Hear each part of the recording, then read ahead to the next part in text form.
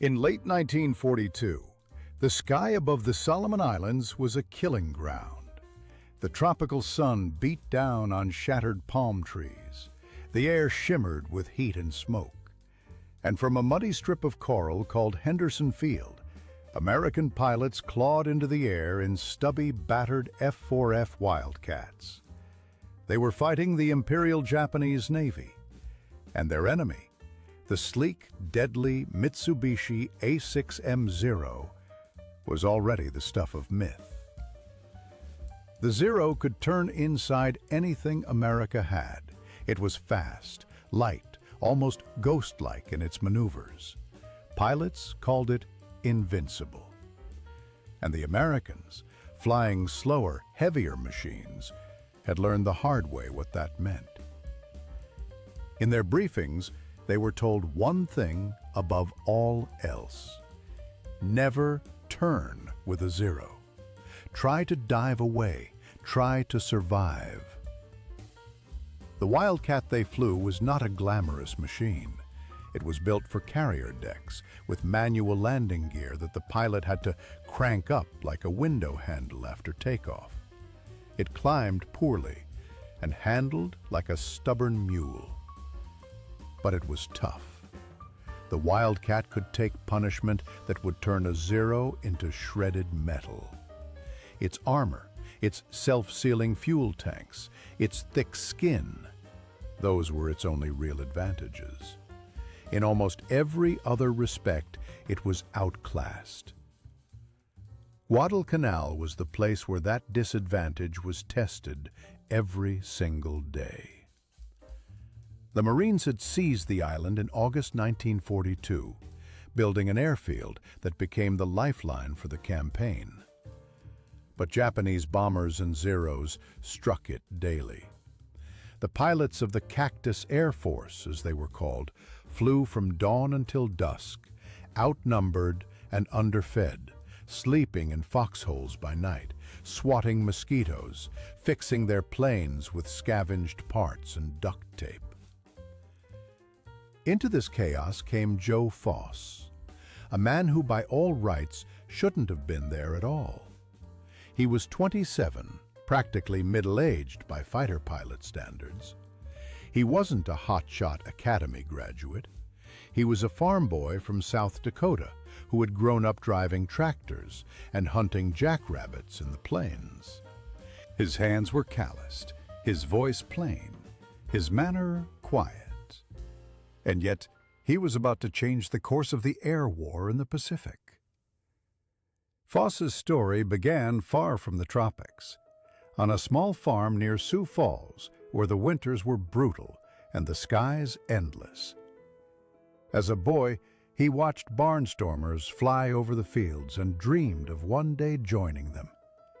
He built model airplanes, read about Charles Lindbergh, and saved every dime he could for flight lessons. His father encouraged him, until a tragic car accident took the man's life when Joe was just a teenager. From then on, Joe ran the family farm. He fixed engines, mended fences, hunted for food, and learned what hard work really meant. By the time he enlisted in the Marine Corps, he was older and tougher than most recruits. But the Navy flight instructors looked at his age and his country manners and decided he wasn't officer material. Too old, too ordinary, too slow to be a fighter pilot, they said. Foss didn't argue, he just refused to quit. He took a post as a flight instructor, practiced every chance he got, and pulled every string he could to get a combat assignment. Eventually, persistence won. In the summer of 1942, he was sent to the South Pacific, flying an aircraft most men called a death trap. The first time Foss saw a Japanese Zero up close, he understood why so many American pilots were dying. The Zero moved like liquid light, dancing around his Wildcat as if toying with it. Foss tried to follow, but the heavier plane wallowed in the turn. He realized instantly that trying to chase a Zero was suicide. And then something clicked. Something he had learned years earlier while hunting jackrabbits across the Dakota plains.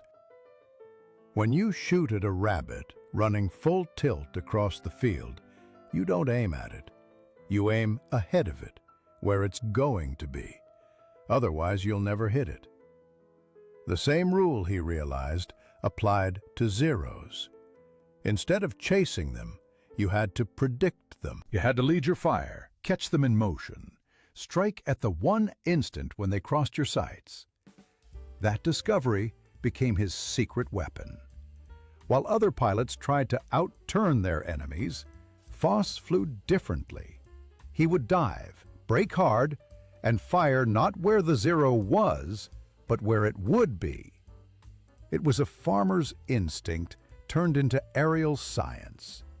The technique had a name, deflection shooting, but few American pilots had mastered it. Foss made it look natural. His first victory came in mid-October, when his squadron intercepted a formation of Japanese bombers escorted by Zeros over the slot. As the Japanese peeled in for attack, Foss climbed into the sun and dived straight through them. His guns spat a stream of tracers that tore into a bomber's belly. It exploded in a cloud of fire and oil. A Zero dropped in behind him. Most pilots would have tried to escape. Foss rolled, turned into the attacker, and pulled the trigger at the exact moment their paths crossed. The Zero vanished in a burst of flame. That day, Joe Foss brought home his first 2 kills. He didn't celebrate. He didn't even mention them until his crew chief pointed out the bullet holes stitched across his fuselage. From then on, word spread. The farm boy could fly. Over the next few weeks, his legend grew. Every time he took off, he seemed to return with another victory. 4 kills, then 8, then 12. He was calm, methodical, and utterly fearless. He often came back with holes in his wings or oil leaking from the engine, but always alive. The Japanese pilots began to notice his tactics. They called him the one who shoots ahead. By the end of October, Foss's squadron, VMF 121, had earned a new nickname, Foss's Flying Circus. It wasn't meant as mockery, it was admiration. The group, inspired by his success, began using his methods, surprise dives, teamwork, deflection shooting. Slowly, the myth of Japanese invincibility began to crumble. For Foss, the air war became personal. Every mission meant risking everything. He saw friends vanish in midair, their planes tumbling in flames into the jungle below. Once, a Zero's cannon struck his Wildcat's oil line, and his engine seized. He ditched into the sea, climbed out as the plane sank, and floated for hours, sunburned and bleeding, before a PT boat rescued him. When he stumbled back into camp, soaked and shivering, his men stared in disbelief. "Thought you were fish food," one said. Foss grinned. "Guess the fish weren't hungry." By November, the balance was shifting. The Japanese still had more planes, but fewer experienced pilots. Foss's unorthodox approach, his willingness to turn head-on instead of away, was changing the game. He trained his men to fly in pairs, to cover one another, to fight as hunters, not prey. And he never forgot the lesson of the fields. Stay calm, trust your aim, lead the target. In just 44 days, Joe Foss shot down 26 enemy planes, 23 of them Zeros. The number seemed impossible. 26 confirmed kills in a month and a half. No one in the Marine Corps had ever done anything like it. The newspapers back home called him the Ace of Aces. His face appeared on magazine covers. He was summoned to the White House, where President Roosevelt awarded him the Medal of Honor. Yet, when reporters asked how he had done it, he answered simply, "I didn't outfly them. I outthought them." It wasn't bravado. He genuinely believed it. To him, the Zero wasn't unbeatable. It was just a problem that hadn't been solved yet. The truth was that the Wildcat, for all its shortcomings, was the perfect machine for someone like Foss. It could take a hit and keep flying. It could dive, roll, and absorb punishment. It wasn't elegant, but neither was he. He understood it, trusted it, and used it to do the impossible. Life on Guadalcanal didn't get easier. Food was scarce, malaria rampant, and the airfield constantly under attack. Every night, the pilots could hear Japanese bombers droning overhead, dropping bombs on the strip. Every morning, they'd patch their planes and do it again. Foss's leadership kept morale alive. He cracked jokes, shared rations, and treated every man, mechanic, radio operator, or pilot, as part of the same team. By the end of 1942, the myth of Japanese aerial superiority had been broken. American pilots began flying more aggressively, using Foss's deflection techniques across the Pacific. The Wildcat, once dismissed as obsolete, had earned a reputation for rugged lethality. And Joe Foss, the farm boy who had been told he was too old, had become a living legend. His war wasn't over, but the 44 days that made him famous became a turning point. The tide of the Pacific War was slowly, painfully turning. Foss's example proved something deeper than any machine or tactic could convey. That innovation doesn't always come from laboratories or generals. It can come from a single, stubborn man who refuses to accept defeat. Years later, when asked about those days, Foss would downplay the heroics.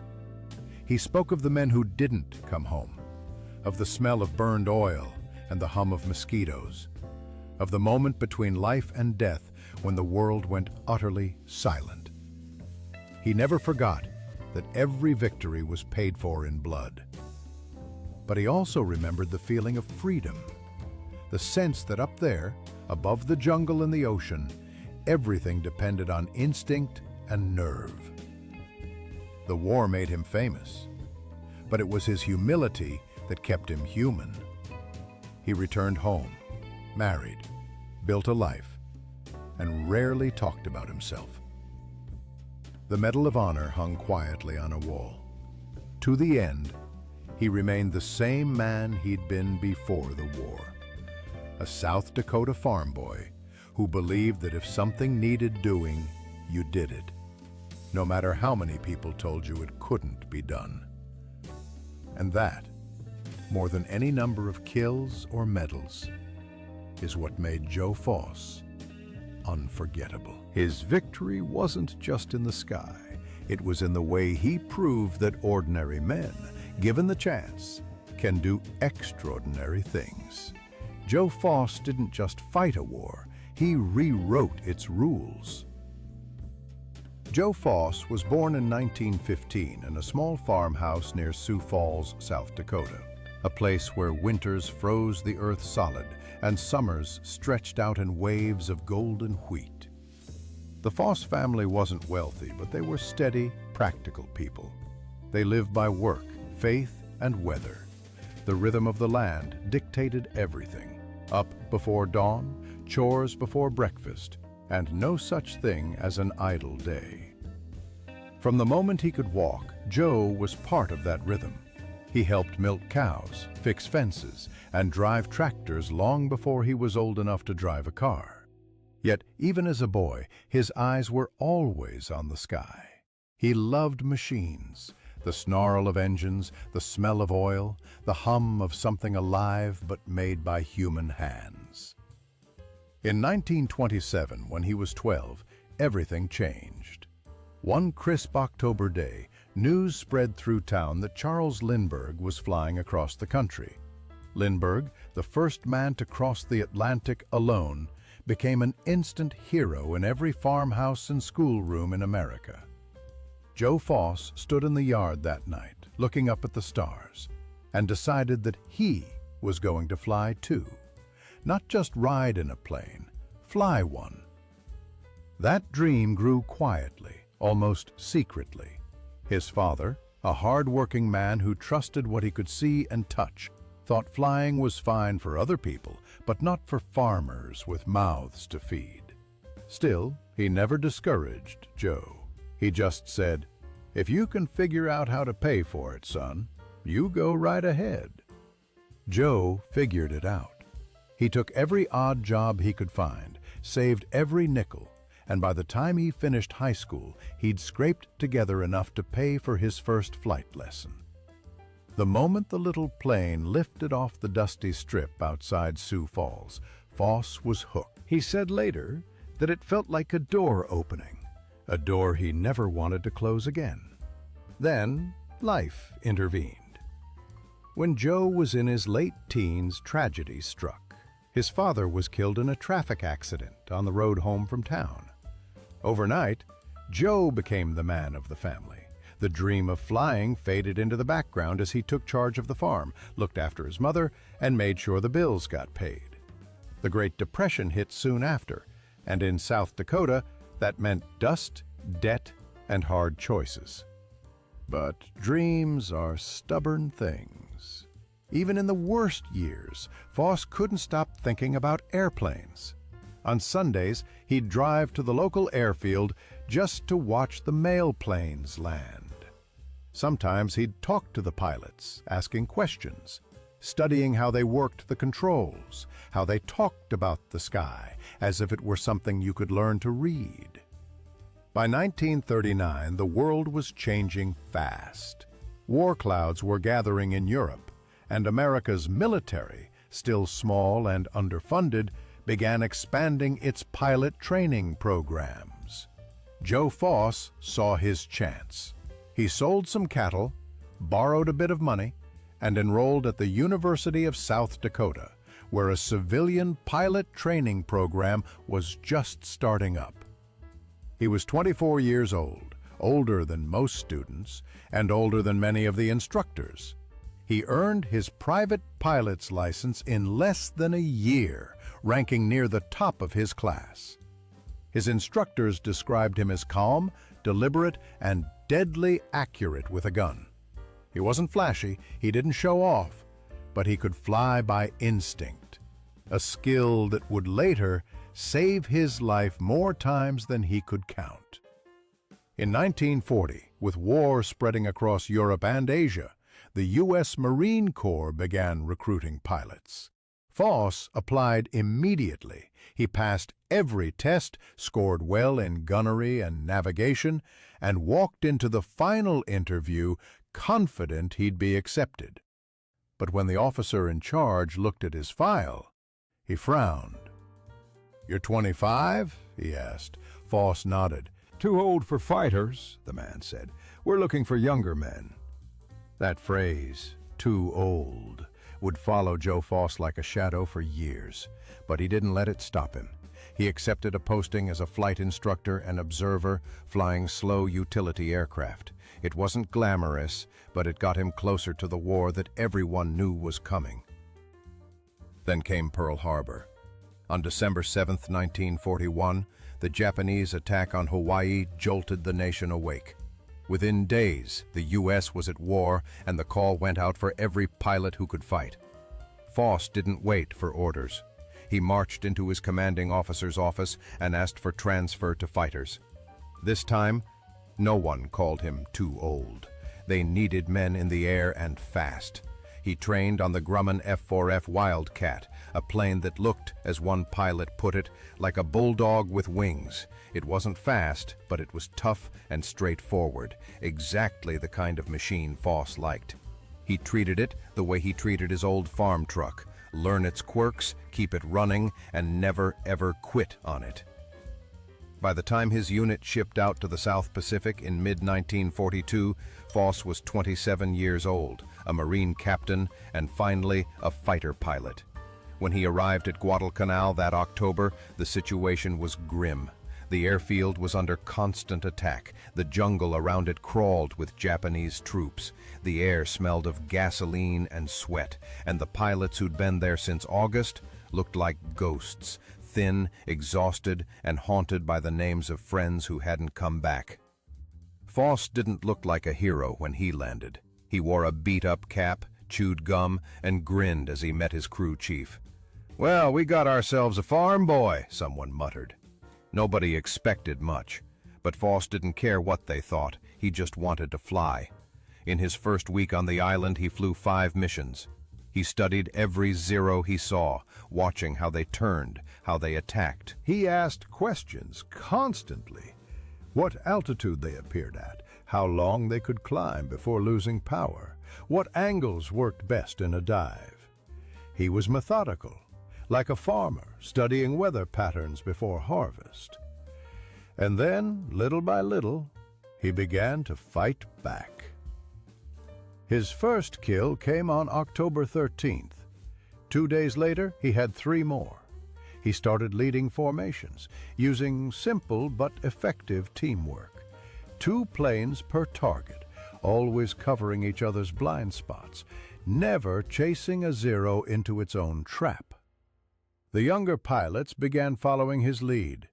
They noticed how calm he stayed under fire, how he never wasted bullets, how he seemed to know where the enemy would appear. When they asked him how he did it, he laughed. "You ever tried to shoot a rabbit on the run?" he said. "Same idea.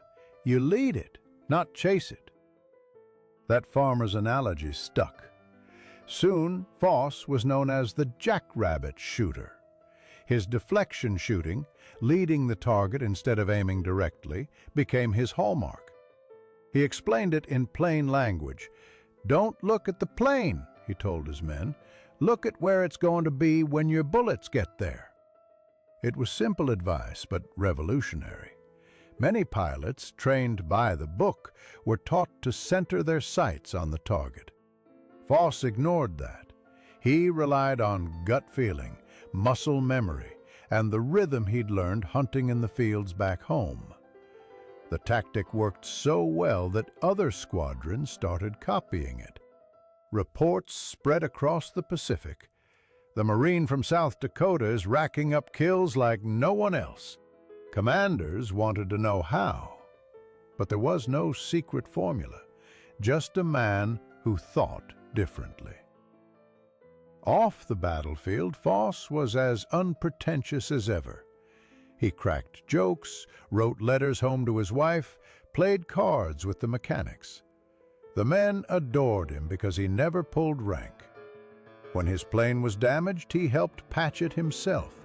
When a young pilot froze in fear before takeoff, Foss would clap him on the shoulder and say, "Let's go together." Yet behind the grin, there was weariness. Foss had seen too many friends vanish into smoke. Each victory carried a cost. The sound of an engine cutting out in midair haunted him long after the shooting stopped. One night, after losing 2 close friends in the same dogfight, he sat alone by the runway, watching lightning flash over the ocean. Another pilot walked up quietly and said, "You okay, Joe?" Foss didn't look up. "Just thinking," he said. "Every time I go up, I wonder if it's my turn." Then he smiled faintly. "But I figure if I keep flying smart, maybe I can fool 'em a while longer." That combination of humility and stubbornness defined him. Foss wasn't reckless. He was deliberate. He flew like he lived, steady, practical, and unwilling to give up no matter how bad the odds looked. When he returned to the U.S. in early 1943, his reputation preceded him.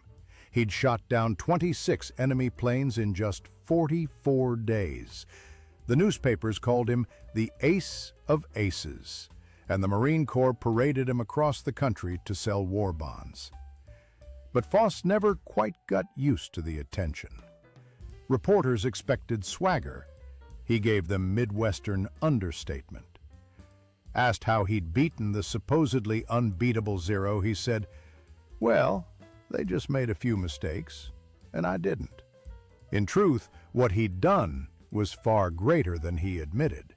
He had proven that skill, teamwork, and a clear mind could overcome superior technology.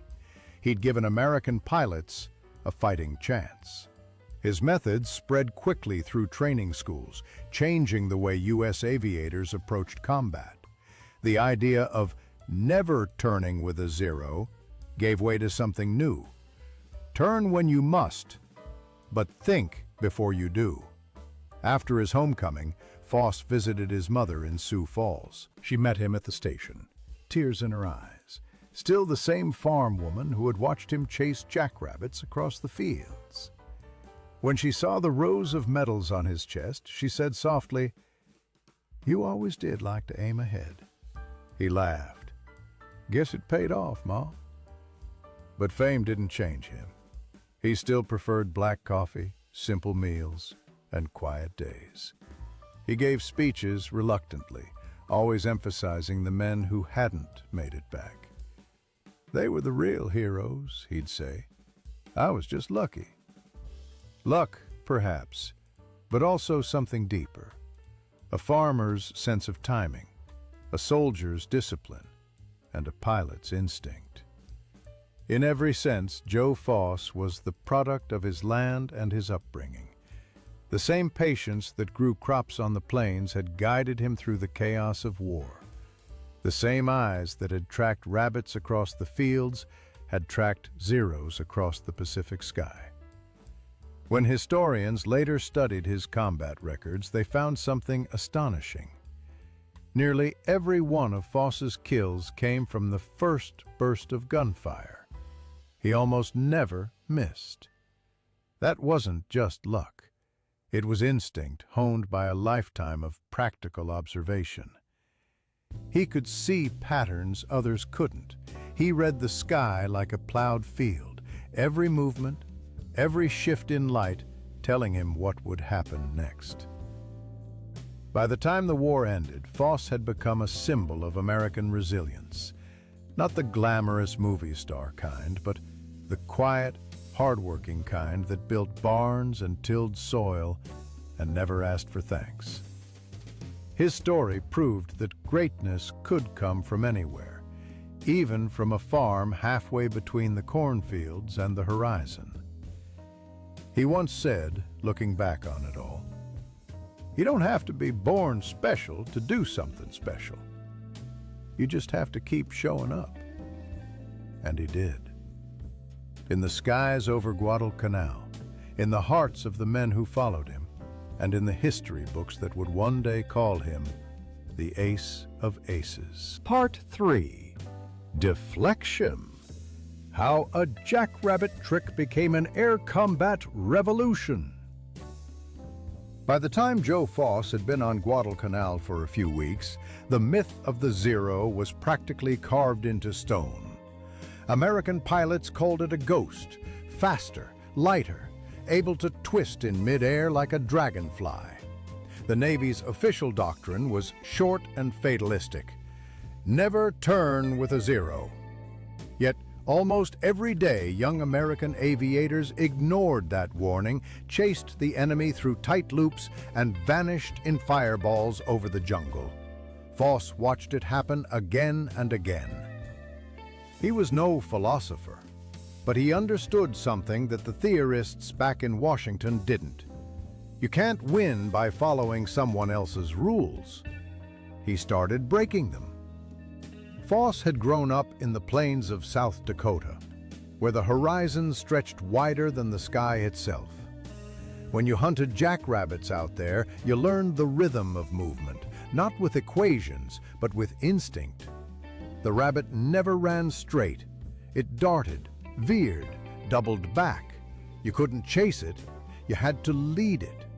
You aimed where it would be a heartbeat later, and if you timed it right, you got dinner. If you didn't, you went hungry. That same logic was about to flip the Pacific War upside down. When Foss got into a Wildcat cockpit, he felt right at home. Heavy, clunky, stubborn, like an old farm truck. The Zero, by contrast, was a sports car. But Foss realized something that no manual taught. In a fight, the Zero's speed and agility were only dangerous if you played its game. He refused to chase the rabbit. He'd hunt it. Instead of circling endlessly, Foss learned to anticipate. When a Zero banked hard into a turn, he didn't follow, he cut the corner. He fired not at it, but ahead of it. That was deflection shooting, and to most pilots in 1942, it was considered a waste of ammo. Hitting a plane moving 300 miles an hour across your gun sight from an angle?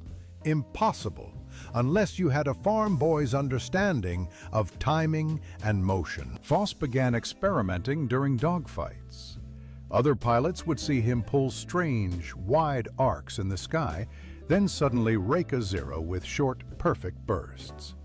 It looked like luck. It wasn't. He had turned the cockpit into a rabbit field, every Zero a blur he could read with his gut. One day, Foss found himself alone and outnumbered near the coast. Two Zeros jumped him, diving from the sun. He didn't panic. He rolled the Wildcat into a shallow dive, let the first Zero overshoot, then snapped into a climbing turn that should have been suicide. The Japanese pilot followed. At the top of the loop, Foss pulled the nose ahead, squeezed the trigger just once, and shredded the Zero with a line of .50 caliber fire. "Deflection," he muttered through gritted teeth, as the second Zero peeled away in panic. Word started spreading across Henderson Field. Foss doesn't chase, he predicts. Soon other pilots began asking what he was doing differently. He called them together and explained it in the simplest way possible. You don't aim at the plane, you aim at where it's going, like leading a rabbit. They laughed at first. Then they watched him fly, and when his kills piled up, 10, 12, 15, they stopped laughing. Deflection shooting wasn't just a new tactic, it was a mental shift. It taught pilots to think ahead of their enemy, to visualize the invisible. Foss's brain worked like a gun sight. He could see the future position of a moving object as if it were glowing on the horizon. His approach required nerve, calm, and absolute trust in instinct. It turned chaos into geometry. As Foss's technique spread, his squadrons started hitting more and dying less. The Japanese pilots, who had been used to predictable dogfights, suddenly found themselves under fire from angles they'd never seen before. They were turning and dying mid-turn. The myth of the invincible Zero began to crack. It wasn't long before the other Marines gave Foss's unit a nickname, Foss's Flying Circus. Not because they were acrobats, but because their fights looked like madness. They attacked from strange directions, worked in loose, fluid pairs, and made gun passes that defied every line of the manual. And it worked. The Japanese started noticing too. They began reporting that American pilots were fighting differently, refusing to engage in traditional turning duels, instead ambushing and vanishing. They called these new enemies the ghosts of Guadalcanal. Back on the ground, Foss's leadership style reflected the same simplicity that made his tactics effective. He wasn't a lecturer, he was a doer. He'd sit under a palm tree, dirt still on his boots, tracing lines in the sand with a stick to show a young pilot how to hit a moving target. "It's all timing," he'd say. "You can't muscle a bullet into the right place. You got to let the moment come to you." One night, after a long day of combat, a rookie pilot asked him, "Captain, how do you stay so calm up there?" Foss smiled, flicking the ash from a cigarette. "You ever shoot rabbits when you're hungry?" he said. "You don't get nervous. You just don't miss." By late October 1942, his method had become more than a trick. It was a doctrine. The Marines were adapting. Deflection shooting was being taught, tested, and passed from pilot to pilot.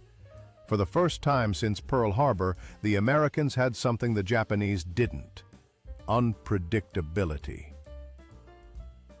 It's easy now, in the clean comfort of history, to call what Foss did genius. But at the time it was insanity.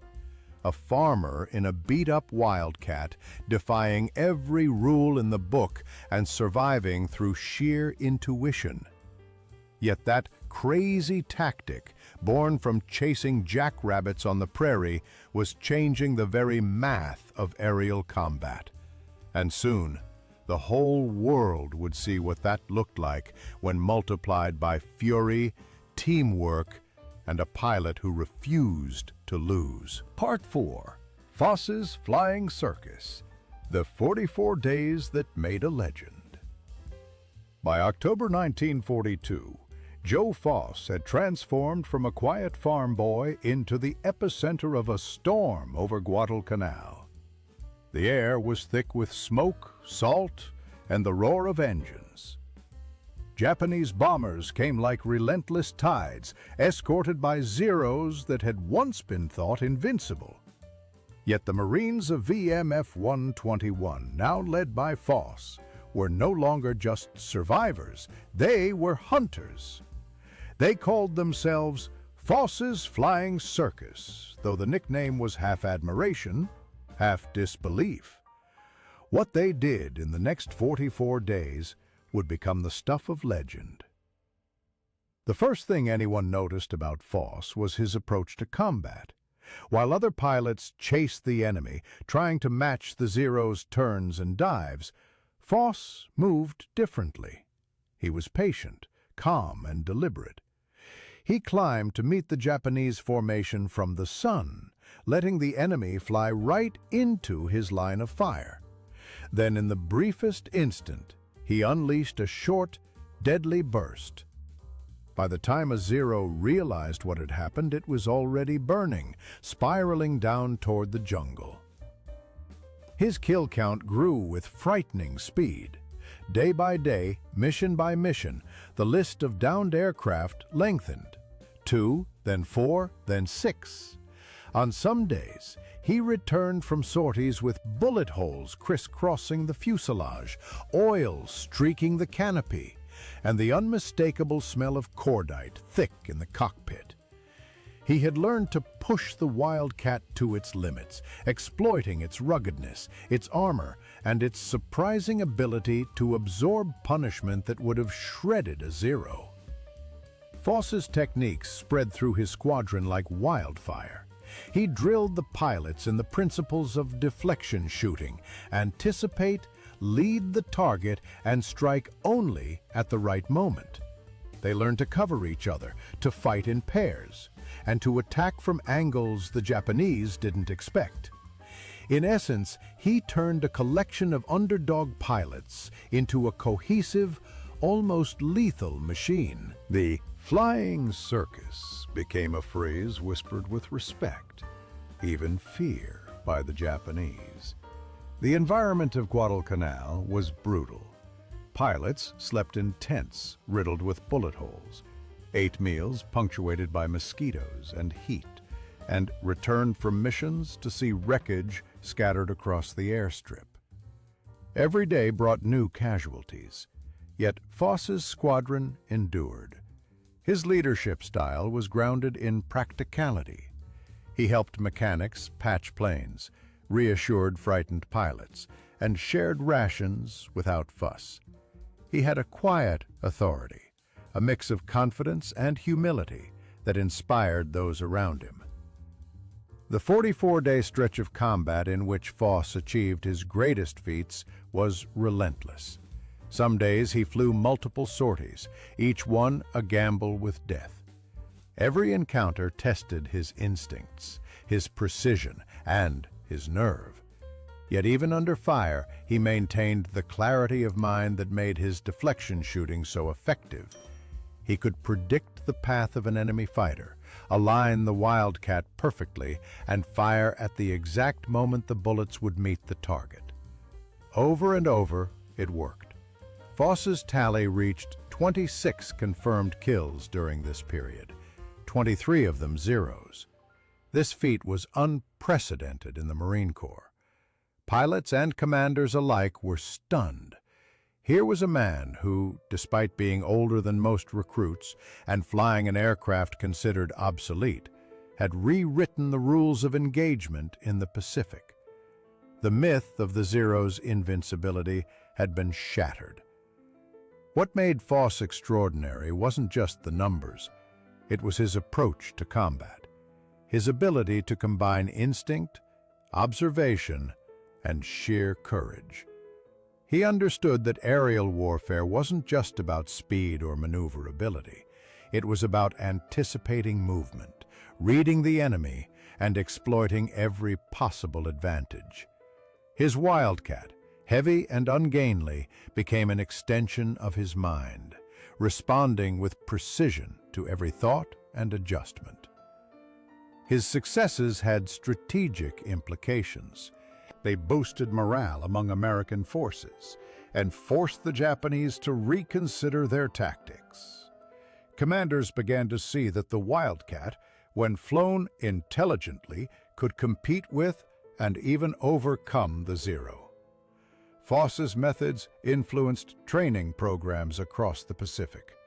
Pilots, who had been terrified of the Japanese fighters, learned to fight with confidence, inspired by the example of the farm boy who had become a legend. Off the battlefield, Foss remained grounded. He joked with his squadron, shared stories, and treated every man as part of the team. Yet he never forgot the cost of victory. Friends and comrades fell around him, their absence a constant reminder that every aerial victory came at a price. He would later say that luck played a part, but instinct, preparation, and courage made the difference. The end of the 44-day stretch didn't mark the end of combat, but it solidified Foss's reputation. The Marine Corps awarded him the Medal of Honor, and the press hailed him as America's ace of aces. Yet he remained modest, always emphasizing the contributions of his squadron and the men who didn't survive. To Foss, the glory belonged not to him alone, but to the shared struggle, the discipline, and the unyielding determination of every pilot under his command. By the conclusion of that period, the impact was clear. The tactics developed and refined by Foss changed the way American aviators approached aerial combat in the Pacific. They proved that ingenuity and courage could overcome technological superiority. The flying circus was no longer just a nickname. It was a symbol of hope, strategy, and resilience in one of the most hostile theaters of the war. Joe Foss's 44 days over Guadalcanal were more than a personal achievement. They were a turning point. They demonstrated that even in the darkest, most desperate circumstances, one person's innovation and resolve could alter the course of history. By turning the Wildcat from an underdog into a weapon, Foss left an indelible mark on the Pacific War, ensuring that the farm boy from South Dakota would be remembered not just for what he shot down, but for how he changed the very nature of aerial warfare. Part 5. Legacy of a Wildcat. How one man's crazy idea changed aerial warfare forever. When the roar of engines finally faded over the Pacific, and the smoke of Guadalcanal dissipated into the humid South Pacific sky, Joe Foss returned to a world that had already begun to celebrate his exploits. Newspapers called him the Ace of Aces. Radio broadcasts recounted his exploits, and his name became synonymous with courage, ingenuity, and American determination. Yet for Foss, the accolades were secondary. He had flown for survival, for his squadron, and for the men who didn't come home. Fame was incidental.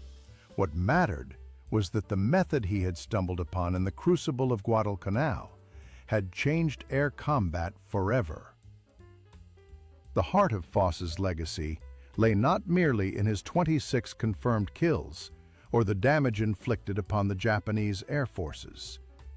His true contribution was the introduction of a new way to think about aerial warfare, one rooted in observation, instinct, and flexibility. Deflection shooting, born from hours spent hunting jackrabbits in the fields of South Dakota, demonstrated a fundamental truth. Victory is often less about raw power or speed, and more about anticipating movement, reading patterns, and striking decisively. Before Foss, many pilots had believed the Wildcat was hopelessly outmatched by the Zero. After Foss, it was understood that intelligence, creativity, and tactical innovation could level the playing field. Foss's techniques had a ripple effect far beyond Guadalcanal.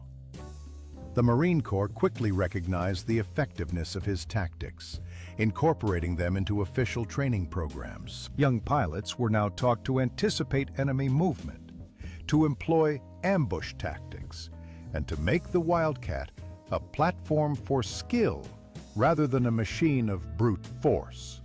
The emphasis shifted from avoidance to engagement, from fear to strategy. The Zero, once regarded as almost untouchable, became a plane to be outsmarted. Foss had done more than survive in an inferior aircraft.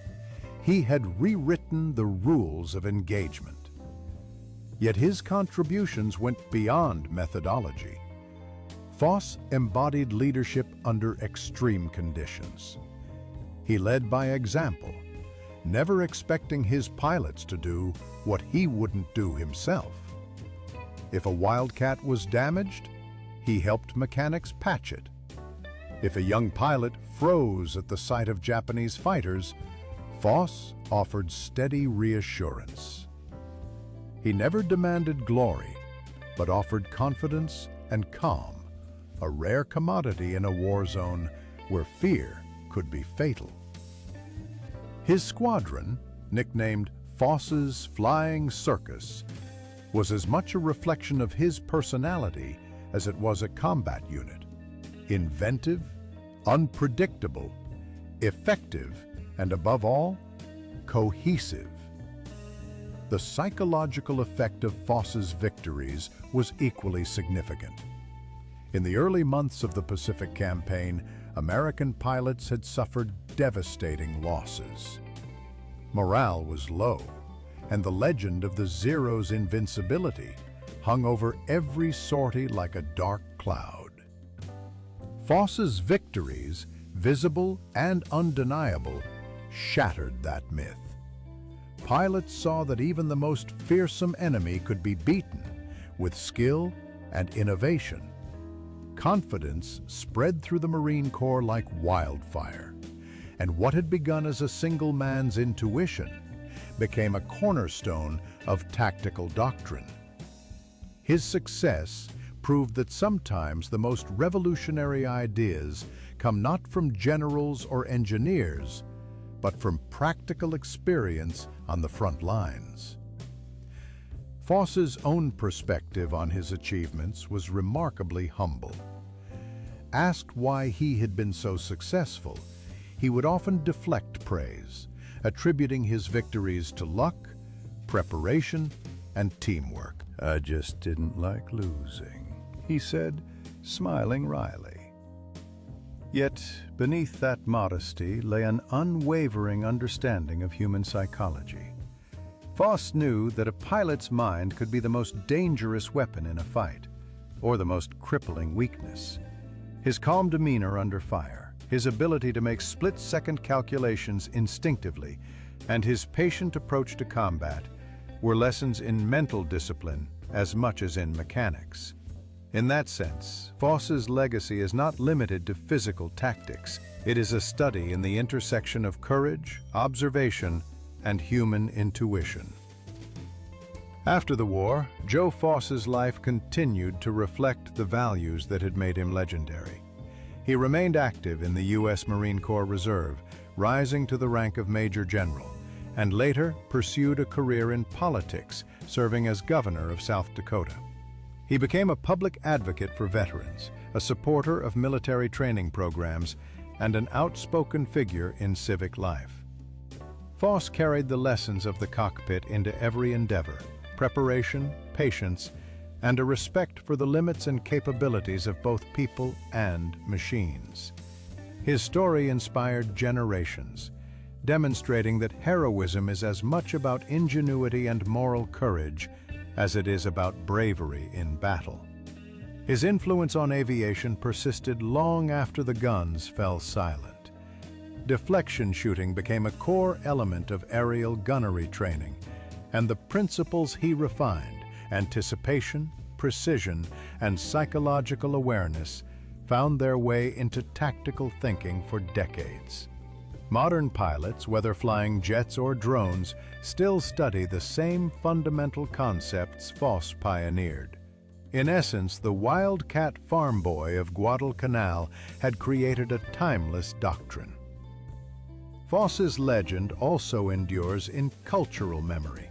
He was celebrated not as a superstar, but as an ordinary man achieving extraordinary feats.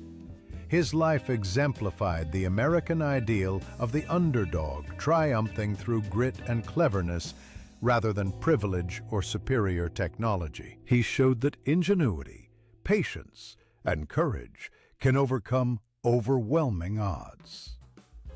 Museums, military history books, and documentaries recount his exploits. But the human story, the resourcefulness of a South Dakota farm boy translating instinct into strategy, is what continues to resonate. Perhaps most importantly, Foss demonstrated that heroism can coexist with humility. Even as the Medal of Honor was pinned to his chest and the world marveled at his feats, he remained grounded. He remembered his fallen comrades, the friends who never returned from the skies over Guadalcanal, and he consistently credited his team for their successes. In that way, his legacy is not just about aerial victories, but about leadership, character, and the human dimensions of war. The lessons of Joe Foss extend far beyond the Pacific War. They speak to anyone facing seemingly insurmountable challenges. Study your environment. Understand your tools. Trust your instincts. And don't be afraid to challenge conventional wisdom. His Wildcat, once derided as a flying coffin, became an instrument of innovation and resilience. His victories, measured not only in enemy aircraft, but in the survival and confidence of those he led, left a mark on military history and American culture that endures to this day. When he died in 2003, the world remembered him as the ace of aces, the man who broke the Zeros myth, and the farm boy who had dared to fly differently. Yet for those who truly knew Joe Foss, the memory that lingered was of a man who applied a simple truth he had learned long before the war. Careful observation, anticipation, and courage can overcome the impossible. The Wildcat may have been small and flawed, but in Foss's hands it became legendary. The Pacific skies had been dangerous and unforgiving, but Joe Foss left them forever changed. Through his actions, his leadership, and his ingenuity, Foss ensured that the principles he discovered in a wartime crucible were passed on to generations of pilots. The farm boy from South Dakota taught the world that a single person's insight, when combined with skill and perseverance, can reshape history. He showed that rules are not always absolute, that bravery is not always loud, and that genius often comes in the form of simple, practical thinking applied in extraordinary circumstances. Joe Foss's story is not just one of aerial victories. It is a testament to the enduring power of human intellect and courage. From the plains of South Dakota to the skies over Guadalcanal, his journey reminds us that the extraordinary often arises from the ordinary, and that one man's crazy idea can change the course of war, the lives of his comrades, and the history of aerial combat forever.